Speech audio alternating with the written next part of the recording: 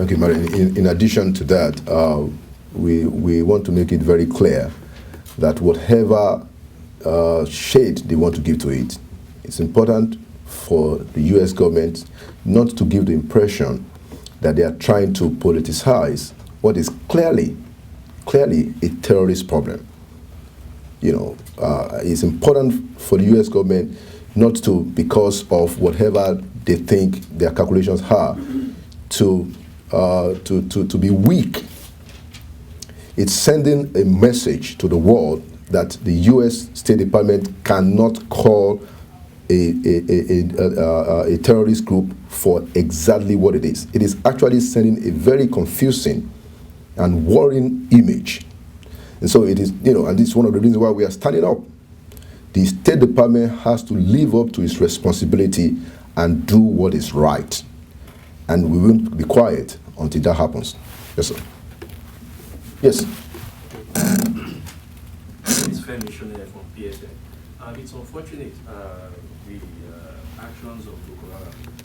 And just while this is going on now, there's breaking news now in Nigeria that a Boko Haram member tried to blow up an arid plane just 1 hour ago. Oh. And unfortunately, the bomb did not detonate, and he was arrested at the airport, and he claimed his aim is to kill the foreign passengers in the aircraft. Mm-hmm. Now, don't you think that the issue of Boko Haram is way more than the government? What has the Christian Association done in terms of advising or working with the government to do something about Boko Haram actions?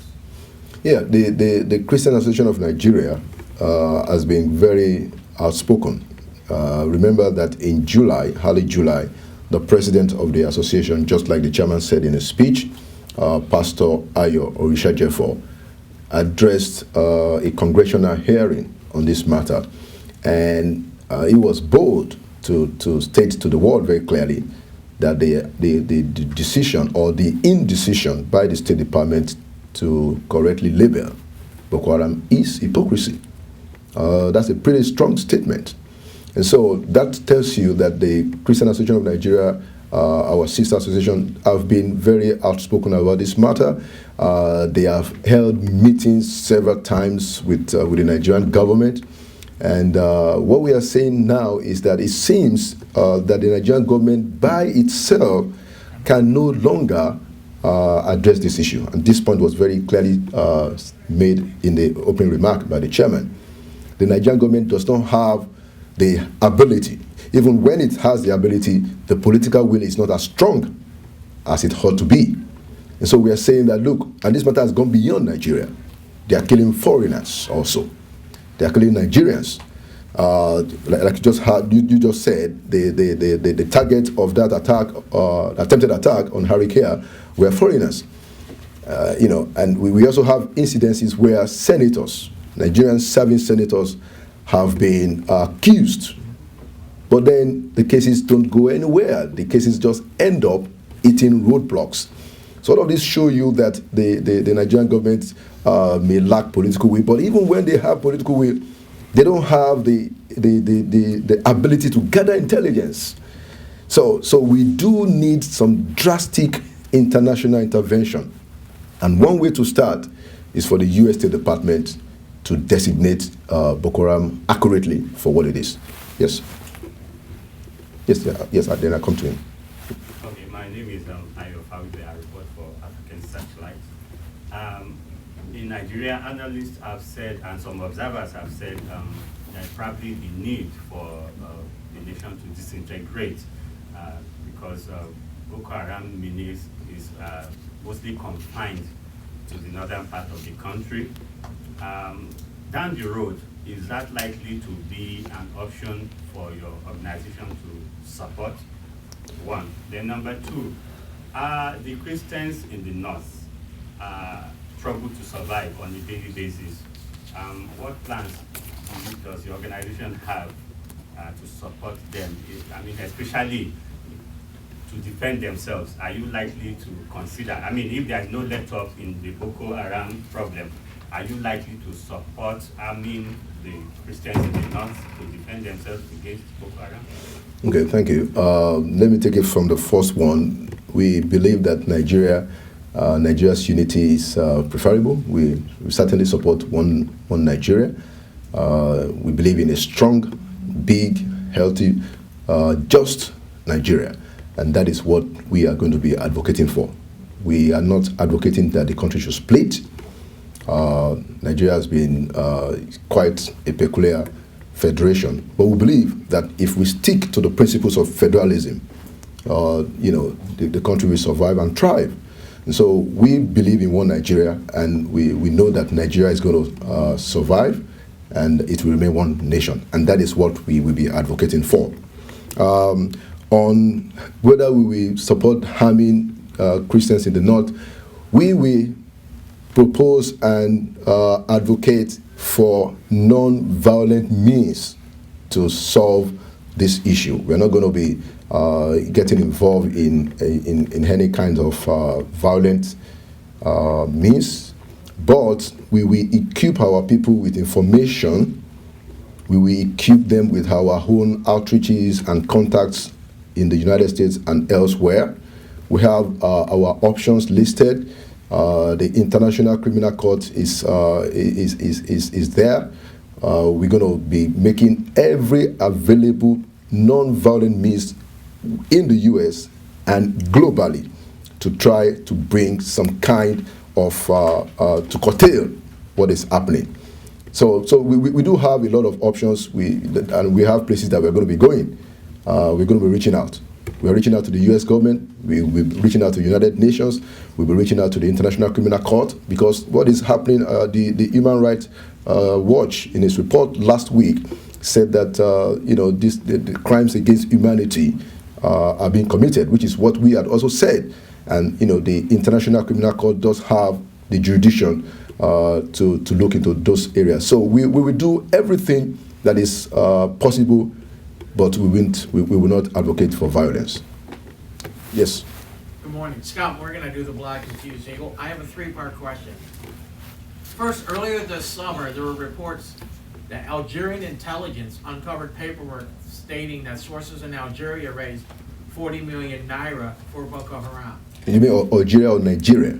From Algeria going into Nigeria for Boko Haram. Have you reached out to the Algerian government to determine whether or not this is fact or fiction? Second part of the question concerns Boko Haram and their efforts to recruit.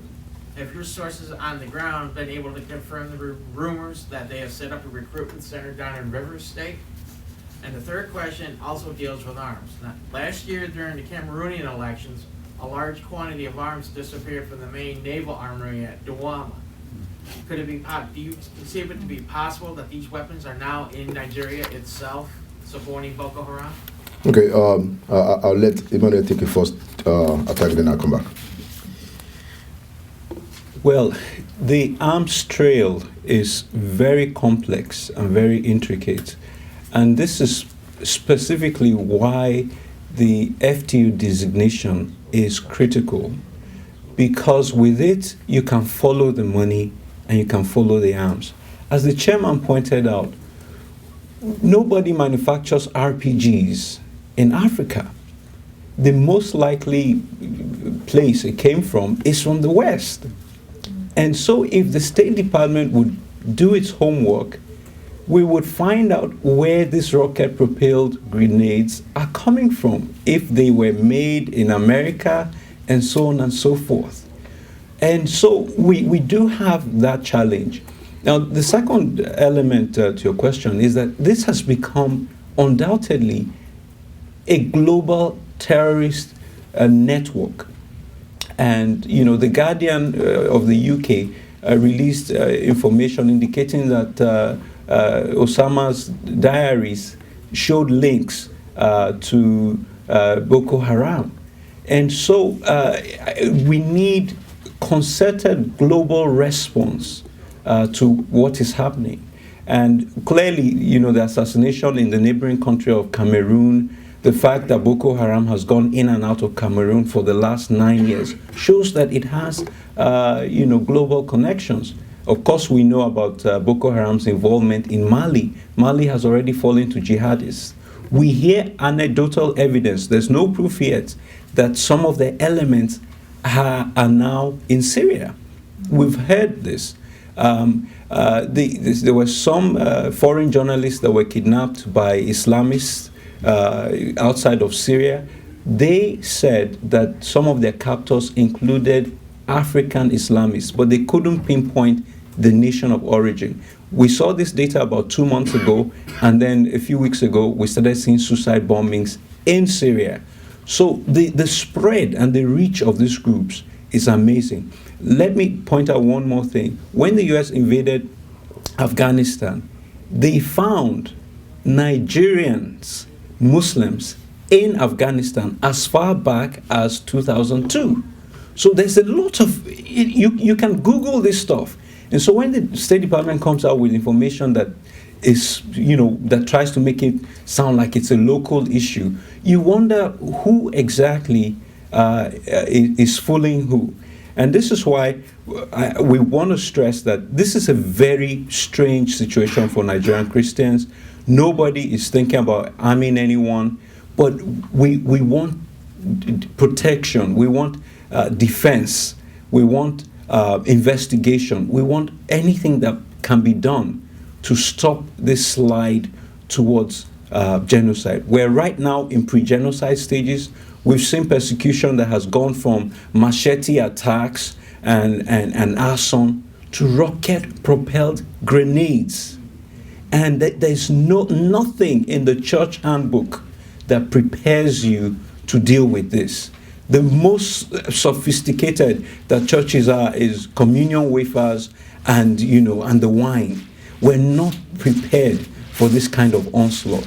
And this is why we're coming now to say the US has got to help us here at some point.